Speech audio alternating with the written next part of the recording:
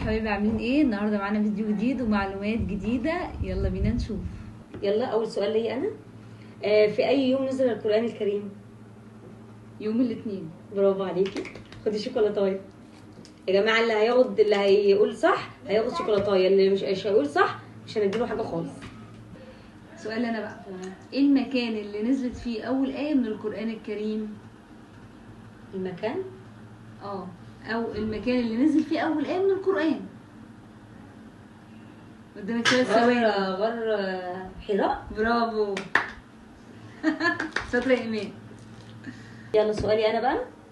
القرآن الكريم خد وقت قد ايه لحد ما نزل؟ كام سنه؟ خد وقت قد ايه لحد ما نزل؟ مش عارفه. 23 سنه. ان شاء الله. برافو عليك يا ايمان. انا اللي هاخد الجايزه يا جماعه. شوكولاته. شاطره. سؤالي بقى انا. تمام. كام واحد اشترك في قتل الناقه بتاع سيدنا صالح؟ كم واحد؟ اشترك في قتل الناقه بتاعت سيدنا صالح. تقريبا 8 9، بس يعني 9. تمام. برافو. شاطره يا بنتي. سؤالي. من هو النبي اللي كان دايما بيدعي الدعاء بتاع توفني مسلما والحقني بالصالحين؟ توفني مسلما والحقني بالصالحين. كان دايما يدعي الدعاء ده. من هو النبي؟ توفني مسلما والحقني بالصالحين. سيدنا يوسف. برافو عليكي، ليكي جايزه. شاطره.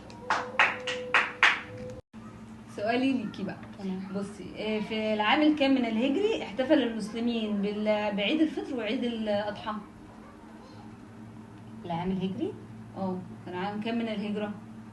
لا مش عارفه بصراحه. احتفلوا بيه بالعيد الفطر وعيد الاضحى؟ لا مش عارفه. العام الثاني من الهجره. برافو عليكي يا سوسو، خدي الهديه. يا منى انا هقول لك سؤال سهل بقى عشان اللي فات انت ما عرفتيهوش، بس يا رب تعرفيه ان شاء الله. ان شاء الله. ايه السوره القرانيه اللي الشيطان لما سمعها بكى فيها؟ سوره السجده. برافو.